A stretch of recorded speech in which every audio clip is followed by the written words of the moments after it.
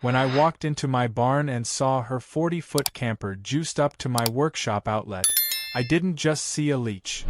I saw the moment that would ruin her entire summer vacation. And yeah, her drone hadn't even shown up yet. Viewer instantly wonders, wait, what? How do you even pull that off legally? And how does she not notice? Exactly. That's what I was wondering too, standing there in my work boots, still holding a bag of chicken feed, staring at an orange extension cord snaking across my property like it paid rent. It was a hot July afternoon, and I'd just come back from the feed store when I noticed something was off. The air conditioner in my workshop was off. So was the radio. And the welding rig. No power at all. At first, I thought maybe a fuse blew. Then I spotted the cord. It ran from my barn, across the field, through a gap in the hedge I had specifically asked the HOA not to trim, because privacy, and landed squarely in the power port of a massive white and pink monstrosity of a camper parked just behind Karen's fence line. I didn't recognize the model, but it was the kind that probably had marble countertops, a shower bigger than my actual bathroom, and enough energy draw to brown out half the block. For a moment, I honestly couldn't process it.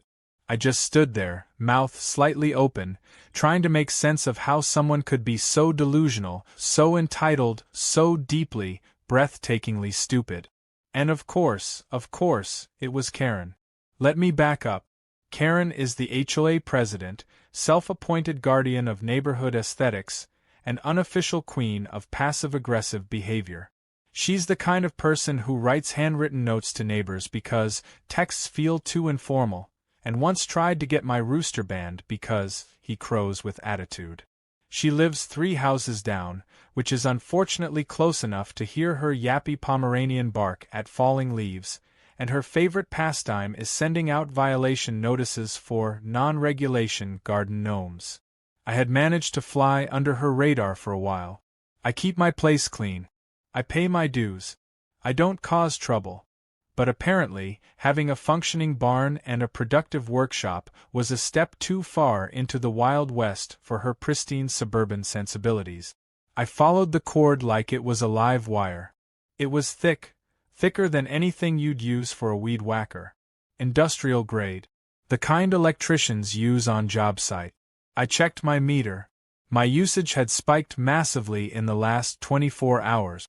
She'd been running that camper AC, fridge, and who knows what else off my barn for at least a day. And without asking. No note. No call. No knock on the door. At this point, a rational person might have stormed over and unplugged everything while screaming about theft. But I'm not a rational person when I'm insulted. I'm patient, petty, and worst of all, for Karen, I'm very, very creative. I unplugged the cord. Quietly, carefully. Then I walked inside, poured myself a cold sweet tea, and sat down at my workbench to think. Step 1 was documentation. I grabbed my phone and took photos from every angle. The cord, the outlet, the meter, the line running to her camper. Then I pulled the footage from my security camera, the one mounted above the barn door. There she was, clear as day, sneaking around the fence at dusk, checking to see if anyone was home, then plugging into my outlet like it was a public charging station at the mall. I watched that clip 3 times. Each time, I got a little calmer, a little colder. This wasn't an accident. This was a decision. She'd walked past 3 warning signs, 2 fences, and a literal no trespassing notice. That made it personal. The next day, I called my buddy Trent. He's an electrician with a sense of humor as dark as mine and a deep love for harmlessly frying electronic. I need a legal way to make someone really regret using my outlet, I told him. Are we talking sparks, smoke, or full-on meltdown? Somewhere between didn't work and requires $1,500 in repairs.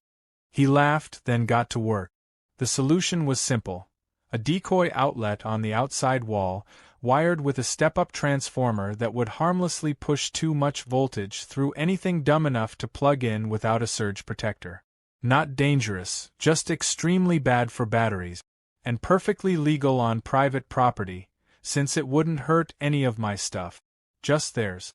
Trent even threw in a hidden meter to log the usage.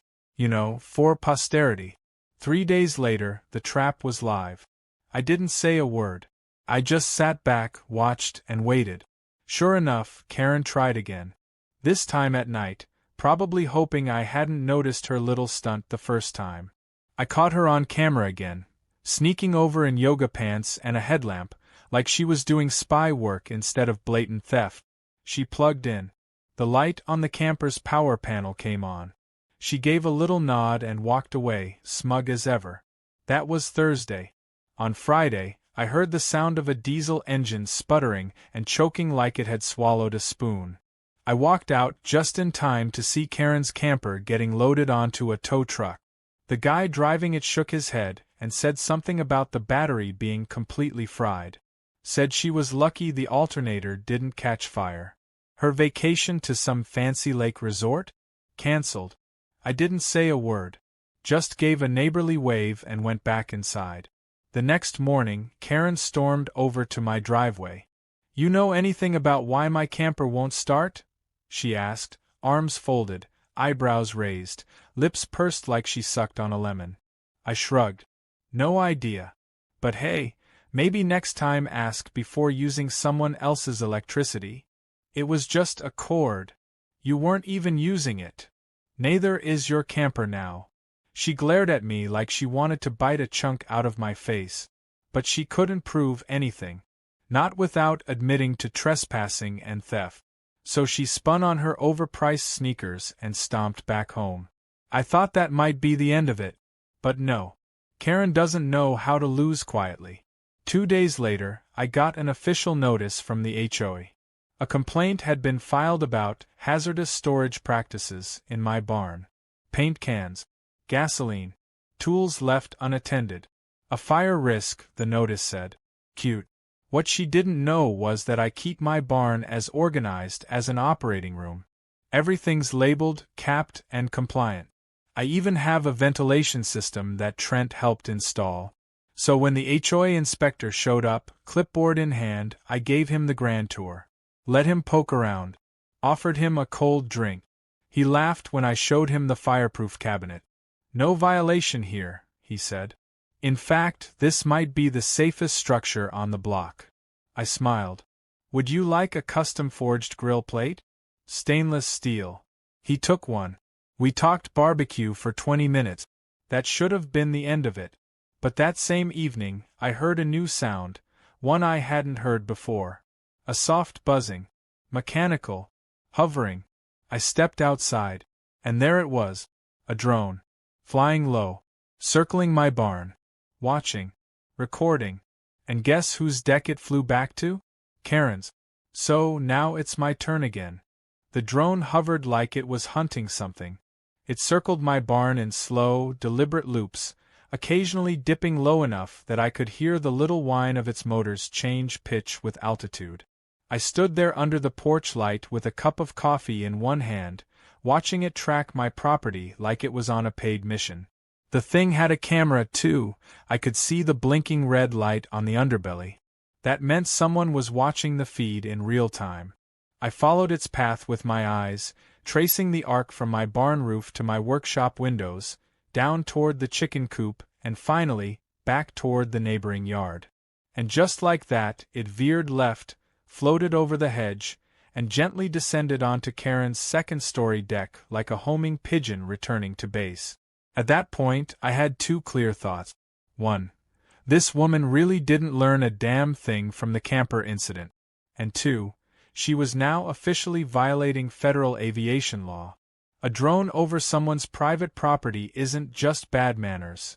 It's surveillance. Especially one equipped with a live camera, flying low, and without the operator's license that is legally required for flights in suburban airspace. I know because I looked it up. Thoroughly. Karen had gone from an entitled freeloader to an airborne peeping Tom, and now she was dancing in territory that involved both property rights and the FAA. I didn't yell. I didn't throw a rock. I just walked back into my house, closed the door, and started making calls. My first was to a friend who works for a small regional airport a few towns over. He's in maintenance, but he knows the rules inside and out. I explained what happened, showed him the footage I captured from my security camera, and waited for his verdict. He whistled. "She's violating at least 3 drone ordinances," he said. "And if she's filming you?" "That could be wiretapping or invasion of privacy, depending on how she's using the footage." "Can I shoot it down?" He paused. "Technically, yes. You're in a rural boundary zone and it's trespassing. But make sure it's on your property when you do. And maybe have a witness." I thanked him, hung up, and got to work. The next afternoon, the drone came back. Like clockwork. This time I was ready. I had a folding chair set up near the barn, a cooler next to it, and my old 12-gauge shotgun resting casually on my lap. Everything perfectly legal. I was within my right to use it on my own land, and my property was outside the no-firearm discharge zone thanks to a loophole in the county line. The moment the drone crossed back over my fence, I stood up slowly, took aim, and fired a single shot. It exploded in midair like a plastic piñata stuffed with lithium and bad decisions. Pieces rained down across my gravel drive and onto the roof of the barn. The motor dropped near the tractor. One of the blades landed on my hood. The rest was scrap. I picked it up, gathered the fragments into a metal bucket, and marched them right into my house. Karen came storming over about 30 minutes later. She didn't knock. Just started yelling from my driveway like I was supposed to appear on command. "You shot down my drone. That was $1,000. Then maybe don't fly it over private property without permission," I said, stepping out onto the porch. "That's not illegal. Actually, it is. And I've already filed a report with the FAA. I included footage of the drone flying, photos of the crash, and screen captures of it hovering over my barn windows. If they ask nicely, I'll even send them the serial number, assuming it didn't melt." She turned a shade of red I didn't think skin could manage. Somewhere between fury and fear. "You're bluffing." "I'm not. And just so we're clear, trespassing is a state issue. Surveillance is federal. You really want to keep playing?" She didn't answer. Just turned and marched away. But I knew this wasn't over. Karen wasn't the type to go quietly, especially when her pride was on the line. Sure enough, 2 days later, I got another letter from the HOA. This time, it accused me of creating a hostile environment, brandishing a weapon in a threatening manner, and, my favorite, disturbing the peace with excessive firearm use. I laughed out loud reading it. Then I printed out a copy of the state law that explicitly gave me the right to discharge a weapon on private rural land, highlighted it, and included a screenshot from the county zoning map that proved my parcel was within a protected zone. I stapled everything together, walked it down to the HOA office, and left it on the desk of their terrified secretary with a little sticky note that read, "Next time she flies a drone, I'm getting fireworks involved." I thought it couldn't get better than that. But the next week, I got an invitation to the HOA's quarterly open meeting. Apparently, Karen had made such a stink about my threatening behavior that the board was now involved. What she didn't know was that several of them were already sick of her. I'd had quiet chats with 2 of them over the years. One of them still remembered the time she tried to ban Halloween decorations. Another had been fined by her for parking his own RV in his own driveway for more than 48 hours. So I went to the meeting, wore my best boot, clean shirt, brought a folder labeled evidence. When Karen tried to start spinning her usual narrative, how I was a dangerous loner who didn't respect the community, I stood up, walked to the front, and calmly laid out every incident. The power theft, the trespassing, the surveillance drone, the FAA report, which I'd already filed and gotten confirmation of receipt, the screenshots, the video footage. I passed them around like handouts at a PDA meeting.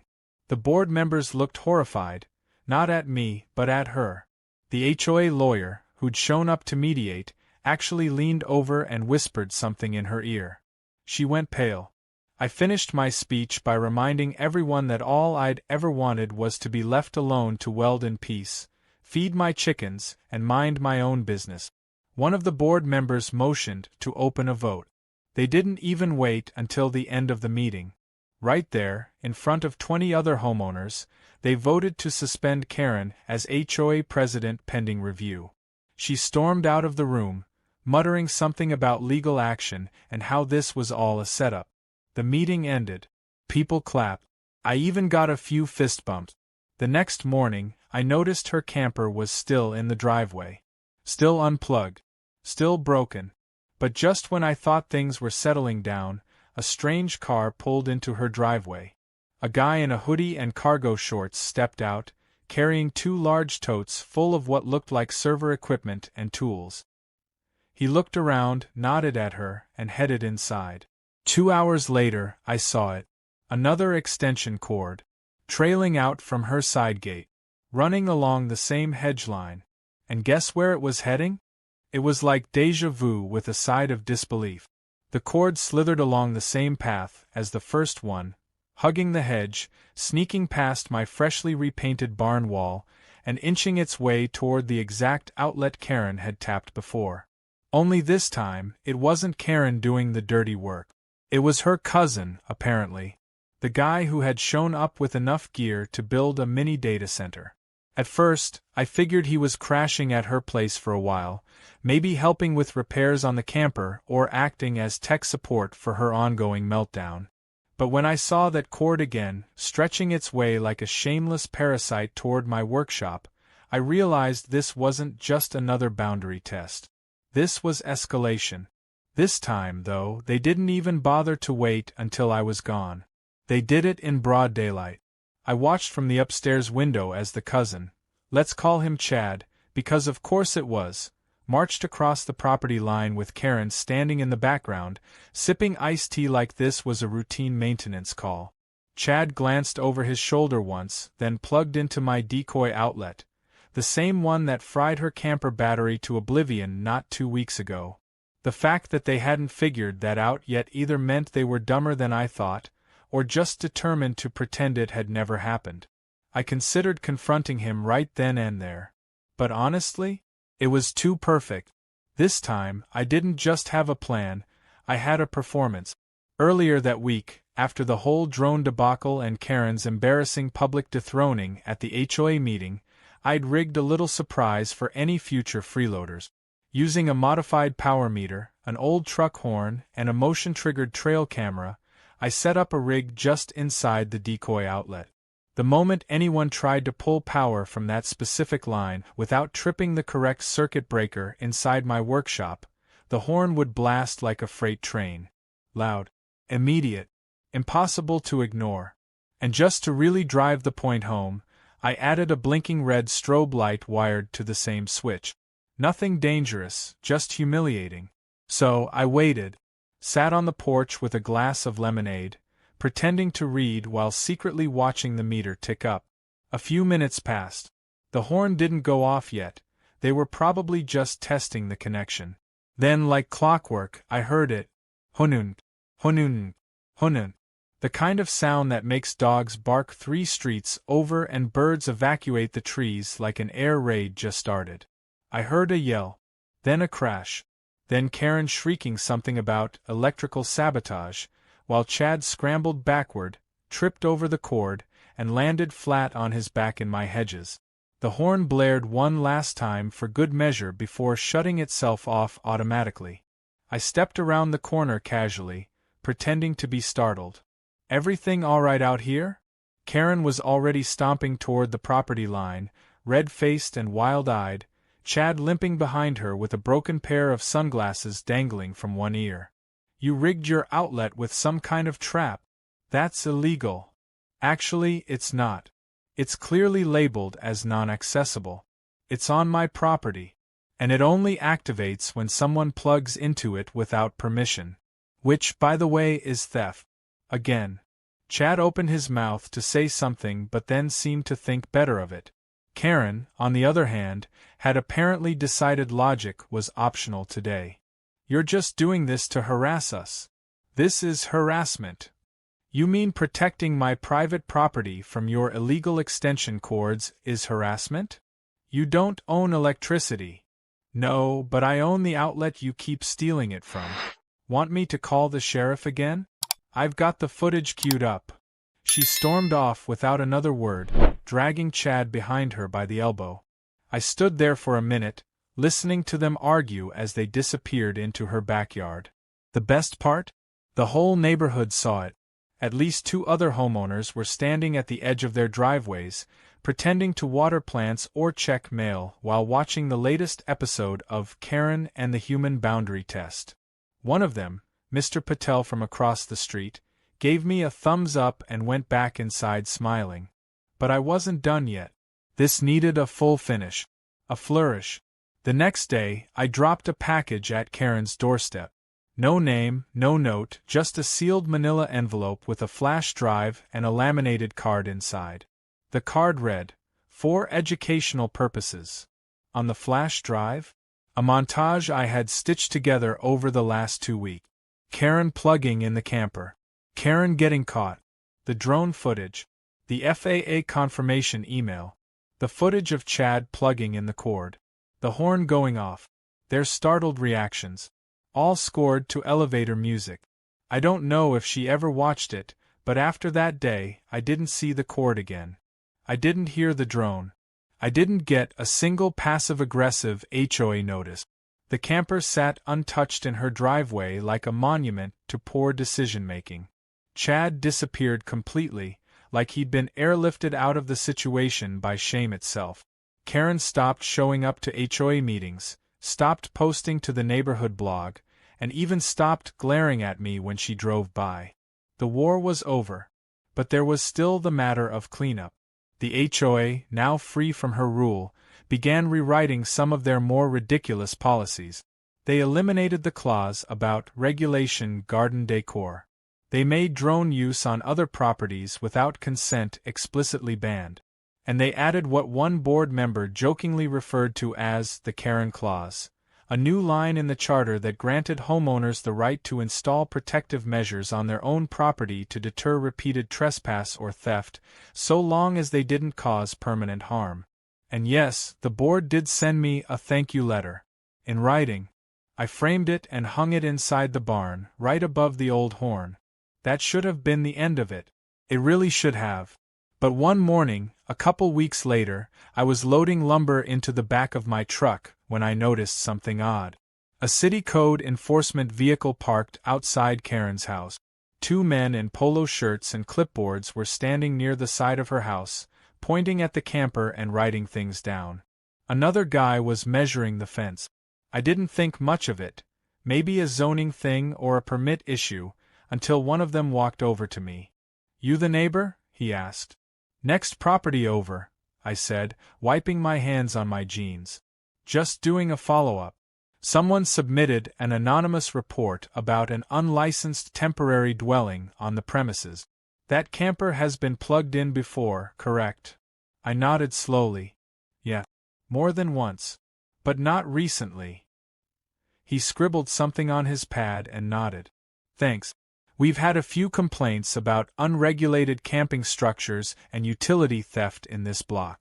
Just making sure everything's on the level." I watched them walk back over to Karen's house. She came out a moment later, wearing a robe and arguing. Loudly. They didn't argue back. Just handed her a citation and walked away. She turned and looked directly at me. And for the first time in weeks, she didn't say a word. Peace, for a little while, is a suspicious thing. Especially when it comes after a war like that. For the first week after the code enforcement visit, my yard was quiet. No buzzing. No cords. No sneaky little stunts creeping over the hedge. Karen's camper sat there like a stranded whale, growing more faded by the day. The cousin never came back, her blog stayed silent, and not a single HOA complaint landed in my mailbox. I even caught myself relaxing, hammering in the workshop without checking the cameras every 5 minutes, letting the chickens wander without worrying some HOA agent would accuse them of being aggressive fowl. But in the back of my mind, I kept waiting for the next move. Because people like Karen don't just give up. They sulk. They scheme. And then they come back with something sneakier, something that makes you wonder if maybe it wasn't over after all. The first clue was a box that showed up at my gate. No postage, no return label, just a plain brown package about the size of a loaf of bread. I found it while locking up the barn one evening.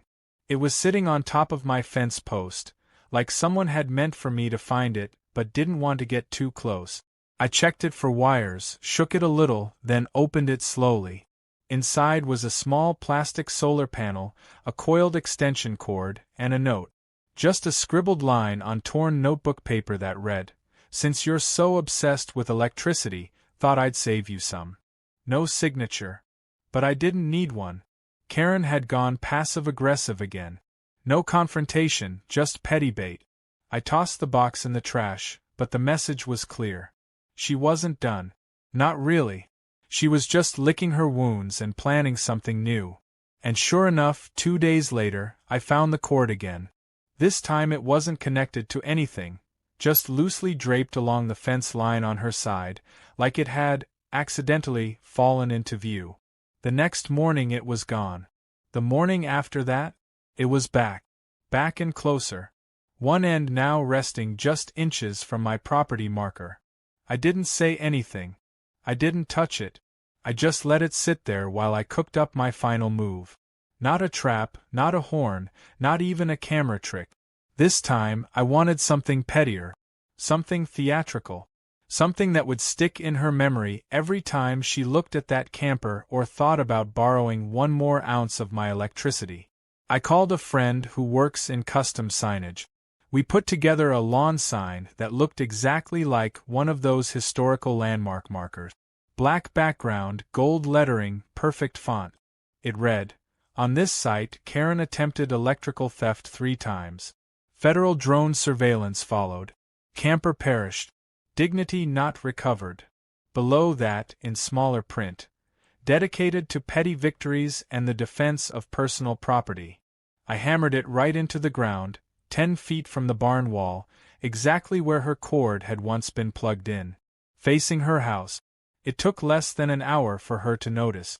I was back in the barn when I heard the furious, sputtering voice of a woman who had completely run out of ways to regain control.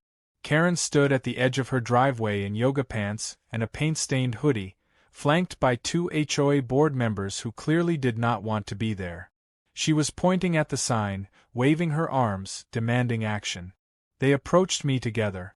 The same HOA rep who had voted to suspend her, now looking tired enough to retire on the spot. "We just need to ask, what's with the sign?" he said carefully. "It's educational," I said. "Historical, even." Karen nearly exploded. "It's slander." "It's not slander if it's true," I replied. "Want to see the footage again? The FAA report? The power bill?" The board members exchanged a look. One of them let out a sigh so deep it could have deflated a hot air balloon. "As long as it's not on community property, and it's not using profanity," the rep finally said, "there's technically nothing in the charter that forbids it." Karen made a noise that was somewhere between a screech and a growl. She stormed off without another word. Later that week, her house went up on a real estate site. No fanfare. Just a quiet little listing that called it a peaceful suburban retreat with charming neighbors. I nearly spit out my coffee when I read that. She didn't come outside much after that. The camper got towed away sometime during the night. The lawn went unmowed for almost a week. And then, like a bad dream fading in the morning sun, she was gone. The sign stayed. A few neighbors came by to take pictures with it. One even brought me cookies. I became something of a local legend. The guy who took on Karen and lived to tell the tale. But honestly, it wasn't about that. It wasn't about becoming some petty hero or waging war with a neighborhood tyrant. It was about standing my ground. About not letting someone treat your home like it's just an extension of their entitlement. About putting a stop to the slow creep of people who think rules only apply to everyone else. And just when I thought things had gone back to normal, just when I thought I could finally breathe easy and get back to my projects in peace, I got one last surprise. A letter. Handwritten. No return address, but the handwriting was unmistakable. Slanted, aggressive cursive, every word underlined like she was trying to make it dig into the page. It read, "You may think you won. But people like you always show their true colors eventually. Enjoy your stupid little sign. Enjoy your chickens. Just know that this isn't over." I read it 3 times. Then I burned it in the fire pit and went back to work on a new project. A wind-powered scarecrow that waves at passing cars. With a metal hand. One that I shaped into a peace sign with 2 fingers, just slightly askew. Facing her old driveway. Because some endings aren't dramatic. They're quiet. A little funny. A little pointed. Just like revenge should be.